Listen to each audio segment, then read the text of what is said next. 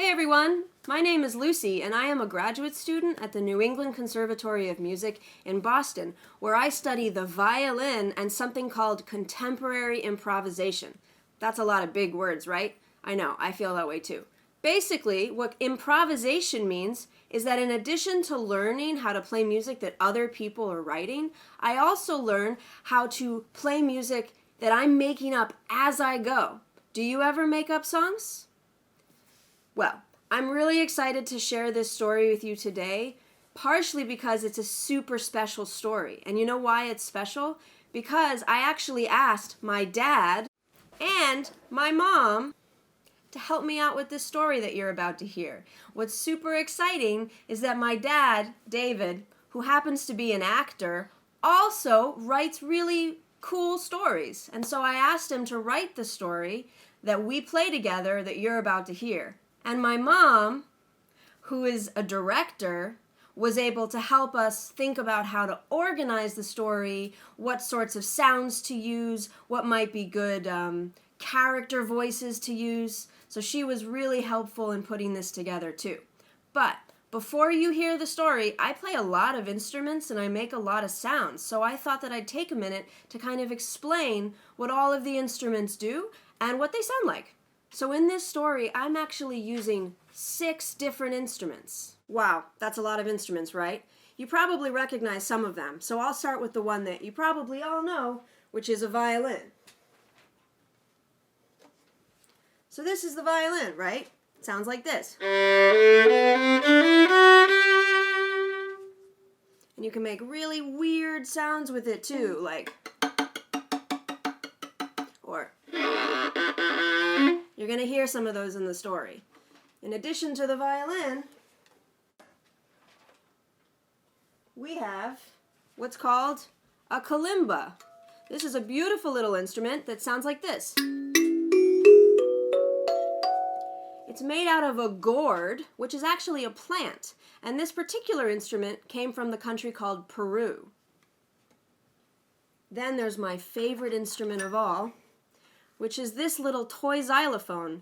This has been in my family forever, and I played with this when I was a little kid.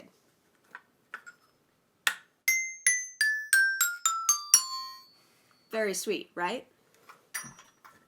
Okay, then we have this drum, which is called the djembe, and it sounds a bit like this. And you can, usually you play it like this. So you'll see that. And then I use this thing. It looks like a piano, right?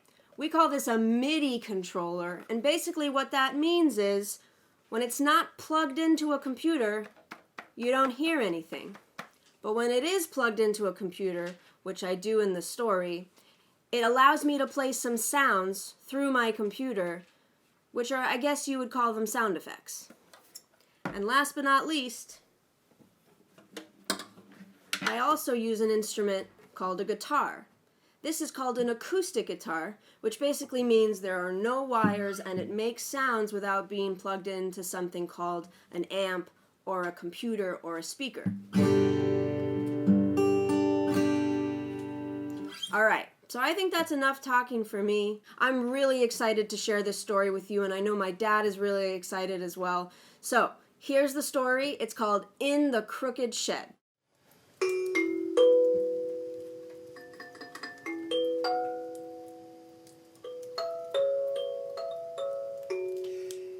This is a story about a little purple house down a little country road with a little river behind it and trees all around. We love our house. We painted it purple because purple is our favorite color. I live in this little house with my wife, Sarah, and our little daughter, Linda, and George.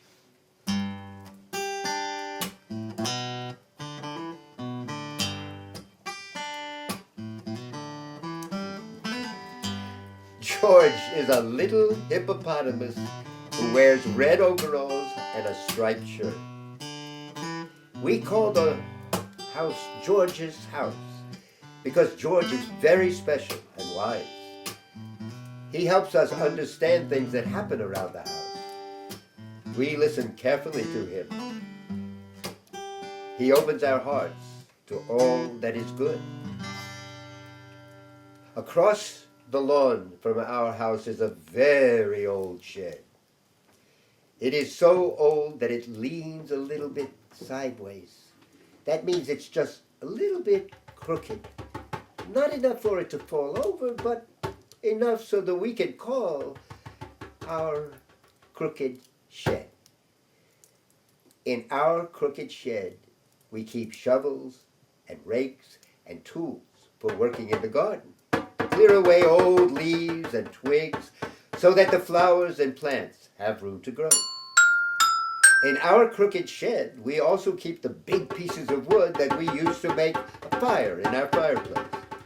Wood that is cut up from old trees that have fallen to the ground, and from branches from the standing up trees that have been broken off by strong winds of a storm. These small pieces of wood are called kindling. They are used to start the fire. Sarah loves to gather kindling. On one very cold winter night, we wanted to make a fire to warm the house. I went to the crooked shed to get the kindling and the big pieces of wood that make the fire to keep our house warm and cozy. I took a basket to carry the wood back to the house and a flashlight so I could see across the yard. When I got to the crooked shed, I noticed that the door was a little bit open. I thought to myself, didn't I close it the last time I was here? I opened the door, and two cute little mousies scampered down. I guess I scared them. I went in and I flashed the light at the pile of wood, and a squirrel ran across the top of the pile and zoomed out of a hole in the wall of the shed into the yard outside. I began to put pieces of wood into the basket. Then I heard a strange sound, a noise, like click, click, click, click, click. I put the basket down and turned to where I thought I heard the noise. And then I saw it, turning its head away from the light of my flashlight. It was a wolf.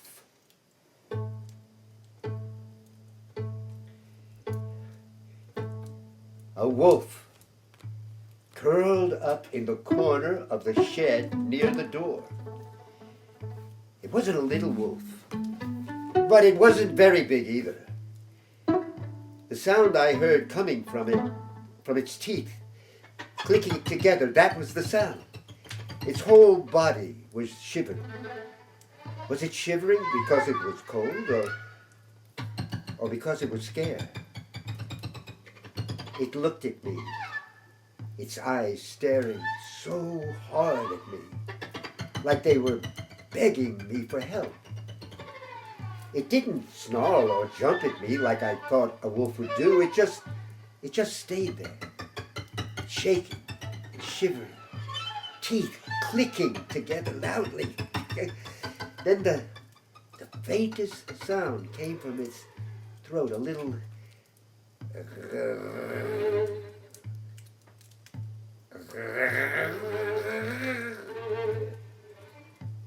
like it was trying to speak to me. I just stood there and stared back at it. I was not afraid. And I thought the wolf and I were two critters, so different but much the same.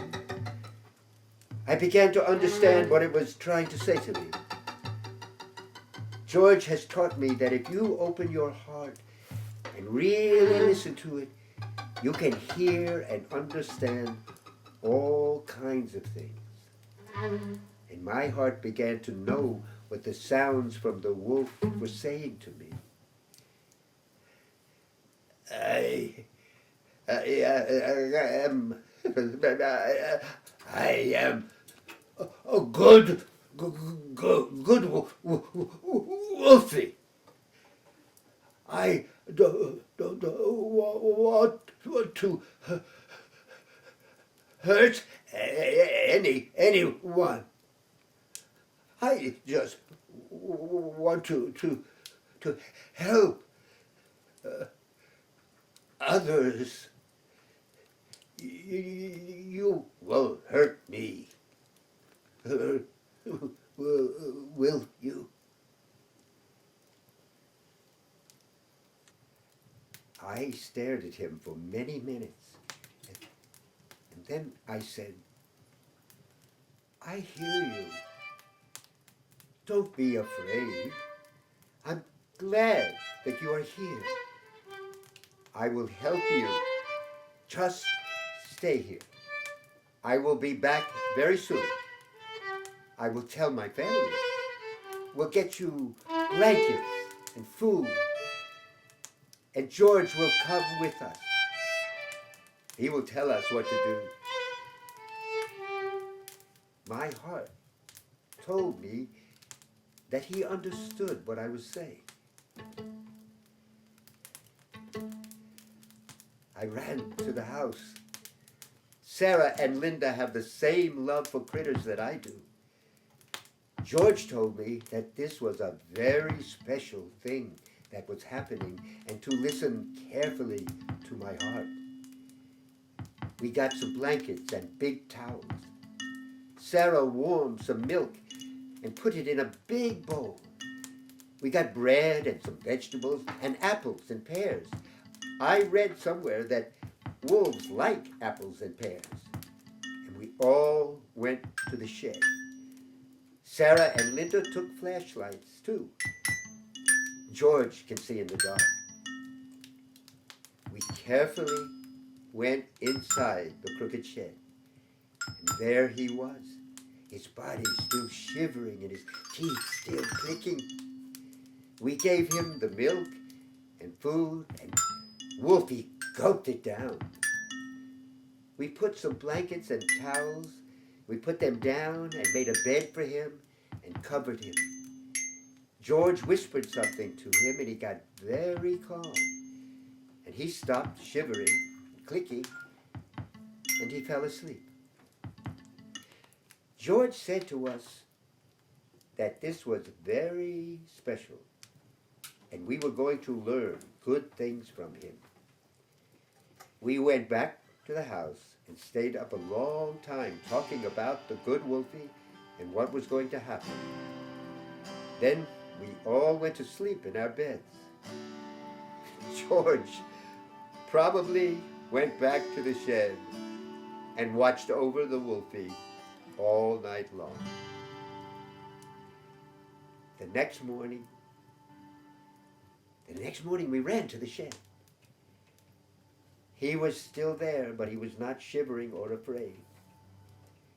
We brought him more food. We told him he could stay as long as he wanted. Days went by.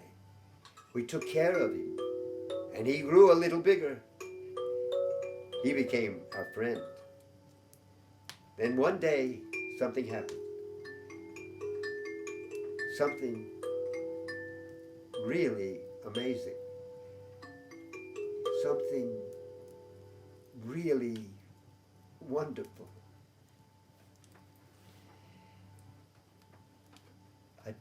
A deer was running all around the lawn.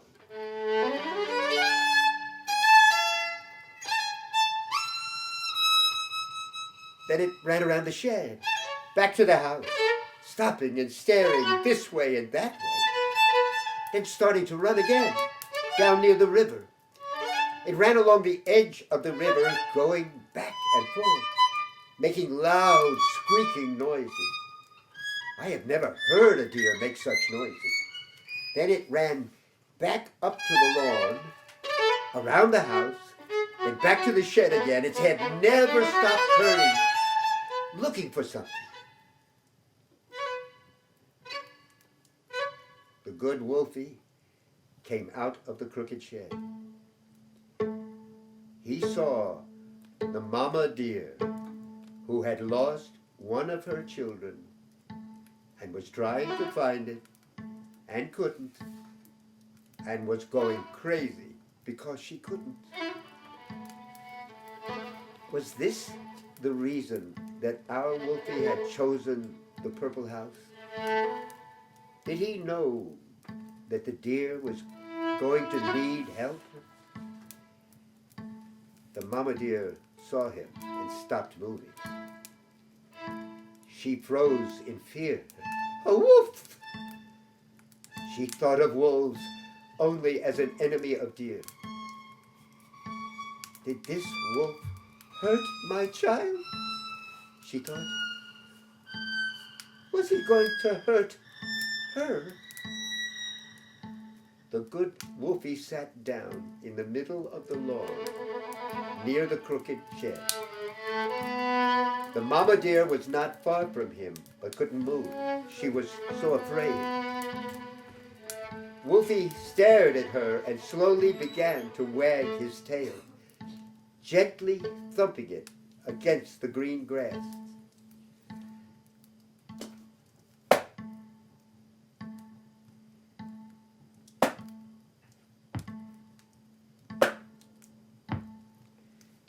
Then he opened his mouth and made a sound from his heart into the heart of the mama deer. She looked at him for a very long time, and then she sat down in the grass.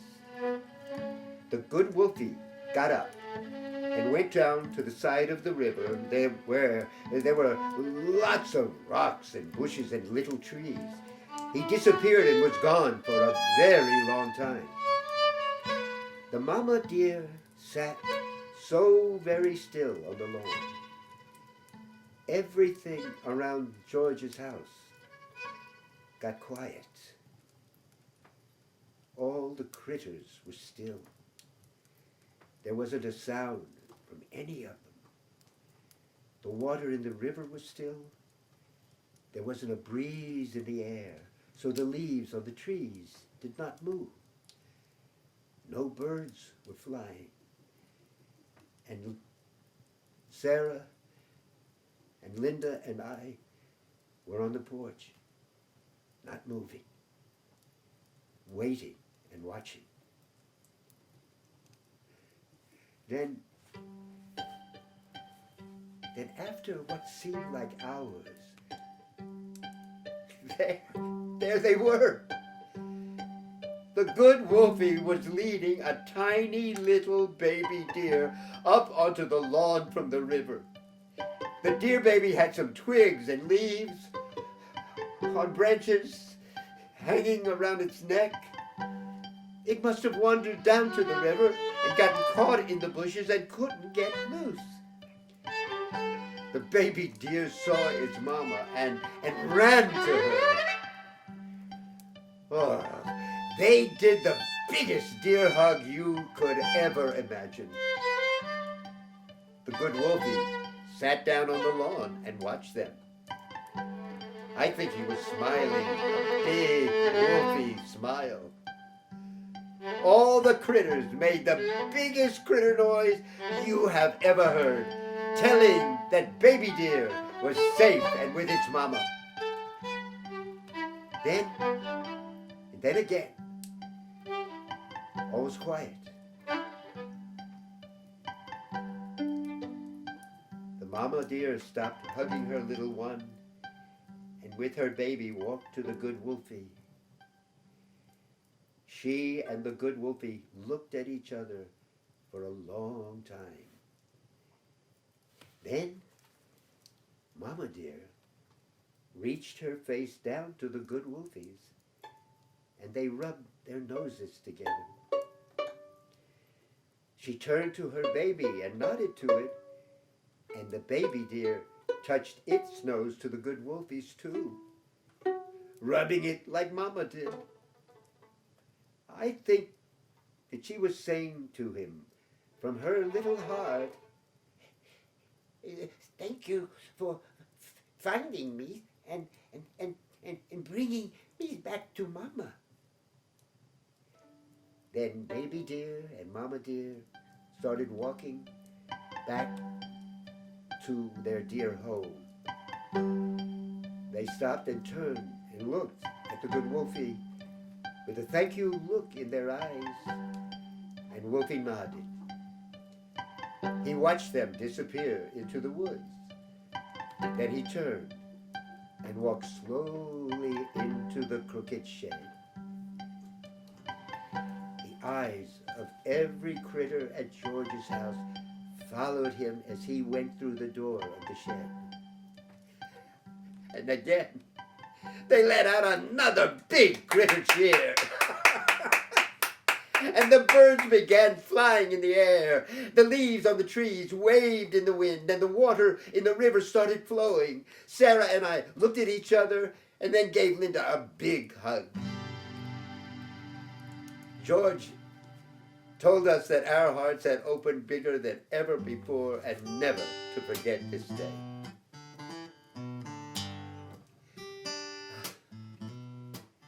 The next morning, we went back to the crooked shed, excited to see our friend. But the good Wolfie was not there. The blankets and big towels we had given him for a bed were folded into a neat pile. On top of the pile were some little leaves and pieces of bush and twigs and branches. One could tell that they were from the little trees and bushes by the side of the river where the baby deer had been rescued by Wolfie. And on top of them was a rock that must have come from the side of the river because we had never seen one like it around our house. The rock was almost the shape of a heart. George opened our hearts to him. When he was all alone and hungry and scared and found his way to George's house and into the crooked shed, he knew that this was the place he would truly begin the work he was born to do. He knew in his heart that it would be the mama deer and her baby that would be the first he would help the way he knew how to help. To find the lost ones and bring them back home. And then George said to us, "Don't you worry. He'll be back again someday."